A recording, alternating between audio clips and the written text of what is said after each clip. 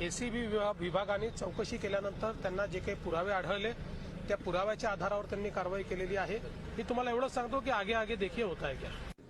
भुजबळ तर गेल्यातच दम आहे, हजारो कोटी लुटले तो आणि म्हणून भुजबळांना क्षमा नाही। मला कधी कधी भुजबळ साहेबांचं आश्चर्य वाटतं, काय जोरदार भाषण करतो, हौ हौ हौ हौ जोरदार, म्हणजे असा नटसम्राट या महाराष्ट्राने पाहिला नाही। आणि काय सांगतात, मला जेलमध्ये टाका, मी जेलमध्ये जायला तयार आहे, मला यांनी जेलमध्ये टाकलं। अरे भुजबळ साहेब, तुम्ही स्वातंत्र्य संग्राम सैनिक म्हणून नाही जेलमध्ये टाकलं, भारताच्या स्वातंत्र्याकरता लढले म्हणून जेलमध्ये नाही टाकलं, कुठे नाशिक करता आंदोलन केलं म्हणून जेलमध्ये नाही टाकलं, तुम्हाला जेलमध्ये टाकलं तुम्ही भ्रष्टाचार केला म्हणून। A few years later. Chhagan Bhujbal एक ज्येष्ठ नेते आहेत, देशातला ओबीसींचा आवाज म्हणून भुजबळ साहेबांकडे पाहिलं जातं आणि म्हणून राष्ट्रवादी काँग्रेस पक्षाने भुजबळ साहेबांना पुन्हा मंत्रिमंडळामध्ये घेण्याचा निर्णय केला। आम्ही देखील त्याचं स्वागत केलेलं आहे।